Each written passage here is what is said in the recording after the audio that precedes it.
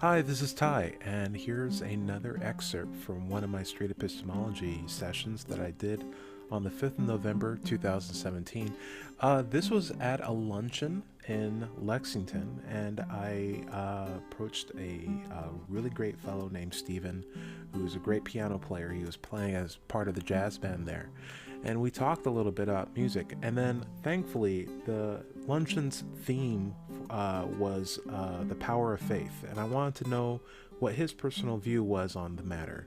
So we talked about what faith meant to him, and sort of delved into how he relied on faith, if at all, as a means of getting towards conclusions on true things. Anyway, it's a really great talk, and there was a lot of surprises throughout. I think we'd really enjoy this, and I'll be happy to fill in more information on the end. Anyway, here's the talk with Stephen. And just as a final note, there's a lot of audio in the background. That's because I was talking in a more public venue. As I learn how to do this, I hope to get more clean audio in the future. But if you're willing to bear through it, I think you'll find a really great talk and a wonderful session, and hopefully example of street epistemology. Anyway, here you go. This month's theme is faith. Mm-hmm. Would you mind if I ask what faith means? Faith is, it's kind of, it means a different thing for me than it does for the average I just want to know how you feel about it. Well, if I have, if I light a candle and I stick my hand in it, I have faith I'm going to get burned. That's the kind of faith I have. Can I call it? And I'm sorry if it's the wrong way, if I'm pronouncing That's fine, that's fine. Would you call it a reasonable expectation that you'll get burned if you stick your hand in the flame? Yes. Is faith to you based on reasonable expectations? It's based on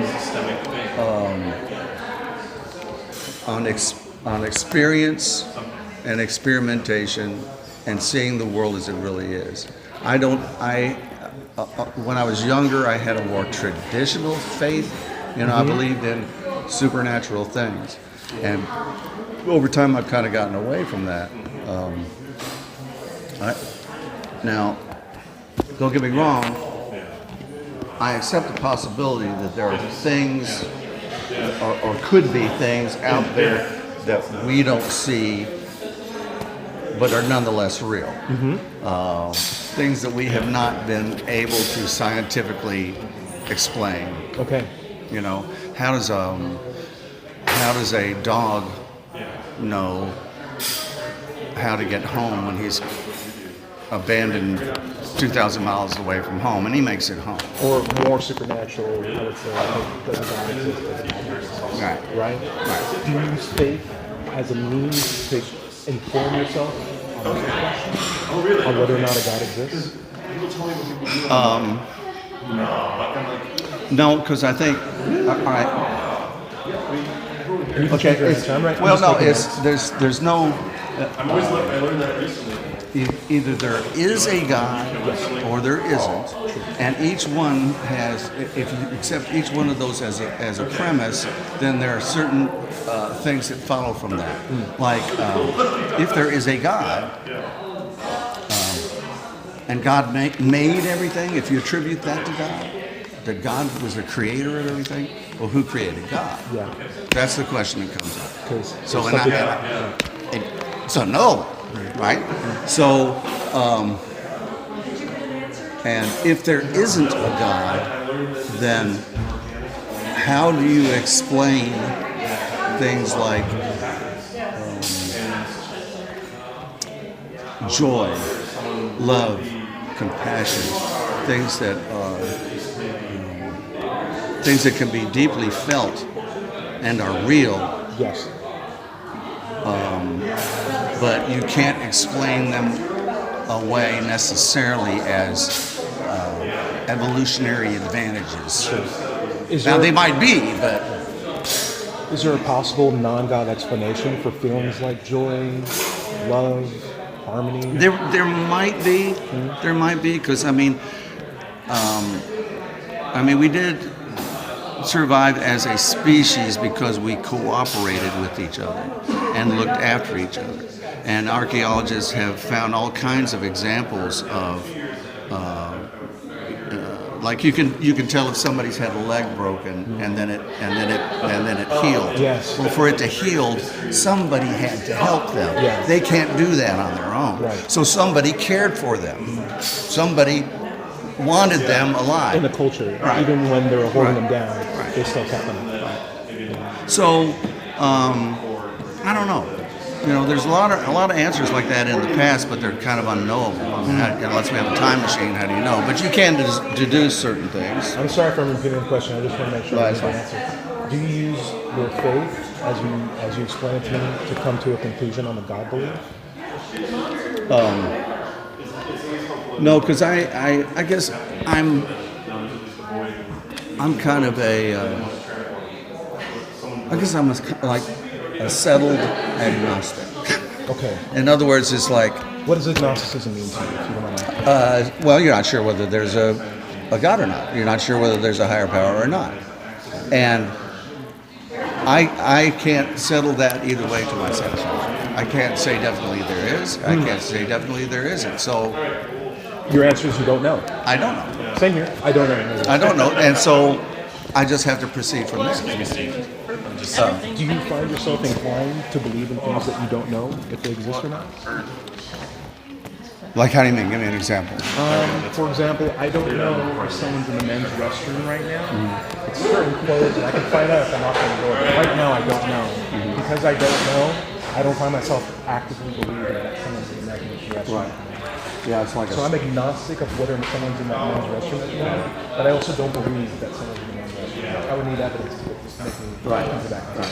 And I also find that if I don't know something, I also tend not to believe something. Right. So I guess in the same way, Schrodinger's cat. yeah, if you don't, I don't know if God exists. So if you're saying you also say that you also don't know if God exists, and your faith Right. isn't getting you to that But conclusion. I don't know that he doesn't. I just think that the traditional ways that we worship God and try to figure out God, most of them are based in out and out superstition. And we were talking about dogs. I've got a dog that when there's storms, thunderstorms, thunder and lightning, and the dog will start to shake because it doesn't know what's going on. Yeah, It's scared. Yeah. Our way back, they're living in caves and around campfires. They were the same way. When that happened, they were terrified. They have no way of explaining nature and the big things in nature, storms and avalanches and volcanoes. They had no frame of reference. They had no science. Right. If only we could understand dogs back then. Or Right. What do you think Right. is making that thunder? Oh, it's And the so dog. I think that that's what originally gave rise to religion. Is the human mind can't deal with that kind of, they have to settle it somehow so that they can move on. So, it's God. Let me ask you then, do you think the traditional understanding of faith was like belief in the things untested, unseen, for example, as it says in Romans 10, is a reliable way to get to the truth? No, not really, because so many heinous things have been done in the name of religion by well-intentioned people. Some things have been wrong too. Yeah, some things have been very wrong. Yeah, And, science. and again, I always go back to science. I mean, we've evolved. I mean, we've evolved from lower creatures, and that's is also a conceit. Sure. Right? Yeah. But we have evolutionary evidence that you go far enough back, all we had was like a lizard brain. And if a lizard is in the wild and it encounters something unfamiliar, it wants to either fight it or flight, or run away from it, fight or flight.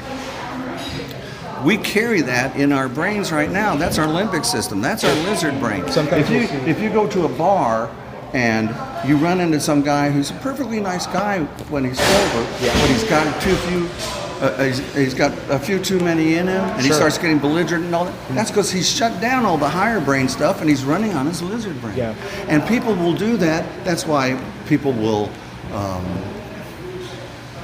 turn on the other, on people who are different from them.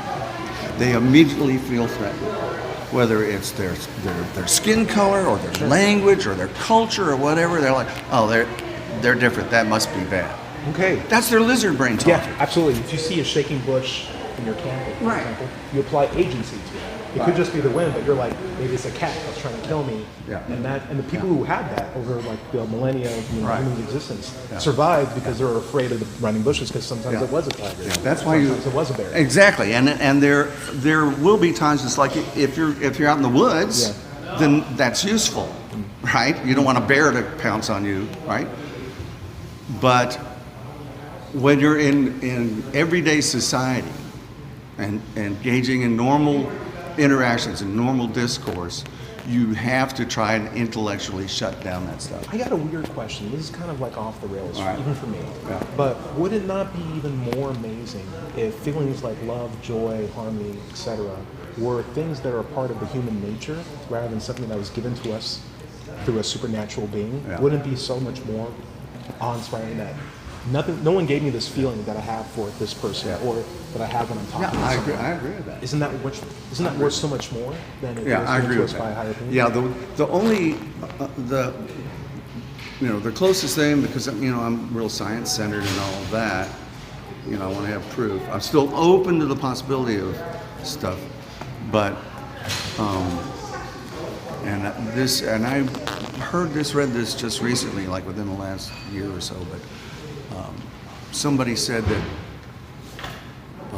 we are.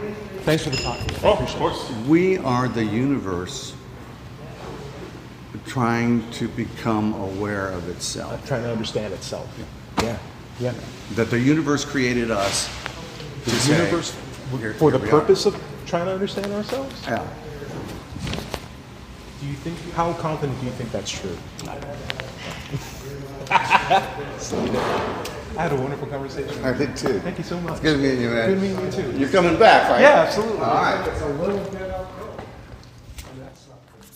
So that was a really great talk with Stephen, and I'm really appreciative of all the time that he gave to hear all of my questions out. Really interesting talk. So from the sound of it, it sounded as if he was definitely an agnostic, which I'm an agnostic too. We both don't believe that a God exists. But because I never firmly defined what an atheist was in the conversation, I guess I didn't get the direct confirmation of whether or not he identified as an atheist. Now from our talk, it sounded like he did, but it sounded like we were avoiding that term, and I think that's something that's pretty common because there's a lot of baggage attributed to atheism, and I can understand why there could be a hesitance to admit that in public. One of the things about street epistemology isn't necessarily to evangelize street or atheism or any kind of belief. It's really just to kind of understand a belief or how a person believes and delve into that.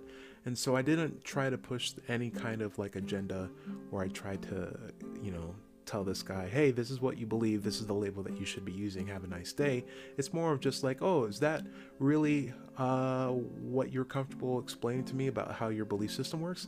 That's great, and thanks for the time that you had the chance to talk with me. And I think between that we had used maybe street epistemology, both of us, in both directions, in a really positive way to come to some really cool elucidations on what we believed. I noticed that I had probably a poor example with regard to explaining belief versus knowledge. I had pointed to a bathroom and said, I don't know if anyone's in there, but I also don't believe that anyone is there, which gives the implication that I might think that it's actually empty by saying that I don't believe anyone's in there.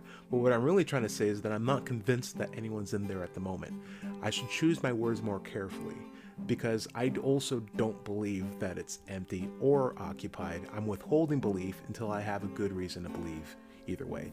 So the take-home message is that street epistemology is a constant learning experience for both parties, and that's the cool thing about it. So as I continue on this adventure, I hope you guys stay tuned. If you're interested, check out the Street Epistemology Facebook group, private or otherwise, and check out some of the other channels on YouTube where people are having these conversations with other people about deeply held beliefs without turning the conversation into a debate or an argument or getting either side defensive. It's really, really great practice towards exercising critical thought. All right, have a great day.